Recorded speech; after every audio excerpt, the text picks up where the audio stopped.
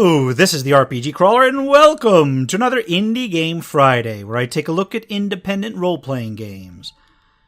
This week we're going to take a look at Fighting Fantasy Legends, an RPG steeped in gamebook tradition. Developed and published by Nomad Games, it was released on Steam on July 27th, 2017, and is available as of this recording for $9.99 US. Fighting Fantasy Legends is an interesting blend of gamebook and simplified RPG light progression that takes three classic entries into the Fighting Fantasy series and unifies them into a single storyline. City of Thieves, The Warlock of Firetop Mountain, and Citadel of Chaos have all been woven into a single area, which allows the player character to move between them and pass through them as they will. The story starts shortly after the main character is created, and the discovery of the town of Silverton that has been put under a curse by an evil wizard.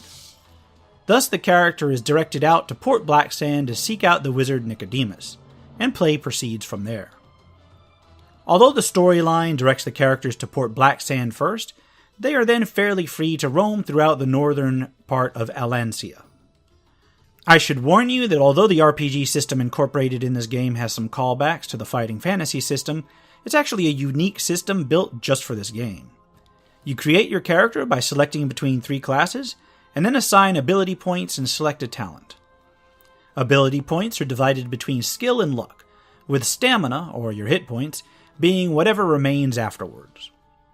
Skill and luck are used for various checks, but unlike the gamebook system, they represent a pool of dice. Each die is rated between 1 and 3, representing the number of faces on that particular die that means a success. During a test, or during combat, you roll your dice and successes are then tallied up. For out-of-combat checks, you receive a certain number of successes that must be rolled to succeed, whereas in combat, successes simply represent damage dealt.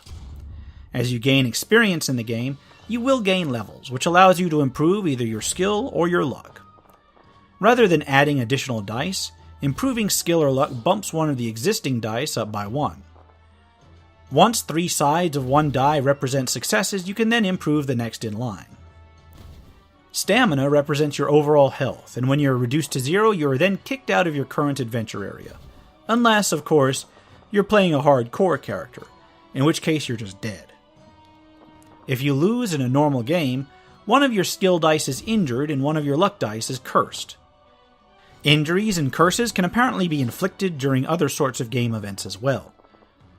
Injuries and curses replace one success face with an automatic failure face, meaning if that die comes up during a test with an injured or a cursed face, then the entire test is an automatic failure, regardless of the other dice. Fortunately, injuries can be healed and curses removed. During play, you can also pick up gold that can be spent during events or on items, as well as items and companions that may grant additional abilities. In this way, your character can run through the same area following different paths each time, and potentially accrue enough gear to make later areas easier. Some events and encounters are one-shot style encounters, while others may be visited again and again with each run-through. Graphically, the game is reminiscent of some sort of animated board game, and the game is rather text-heavy, incorporating the style of gamebooks that the game is based on. The music and sound effects are a joy, and very appropriate to the areas that they appear in. Overall, the presentation is quite nice. The game does have its limitations, some of which stem from the system, and some of which simply stem from the gamebooks it's based on. The simplified system and the use of dice pools, as well as the occasional bad draw or random event, means that the RNG seems to pack more of a punch than it really should. Although not a major consideration for a normal playthrough, I can see how it would be somewhat frustrating with a hardcore character. The gamebook element of the game kind of has the opposite problem, in that certain events are the same every time through, and the branching paths only offer so many options. While this is to be expected of a single-player RPG, unless it's specifically open-world or roguelike, it does somewhat limit overall replayability. Still, in my opinion, for the price tag, there's enough content to make it worthwhile. Fighting Fantasy Legends also provides an excellent way to play through some of the classic storylines in a single campaign. Although different from the old gamebook system, the system that it does use is close enough to tug on those nostalgia strings, and it plays relatively quickly. All in all, I do think that it's worth a buy if you're a fan of the series, or even if you aren't but you like RPG Lights and similar old-school offerings in general. And I think I'll leave it at that.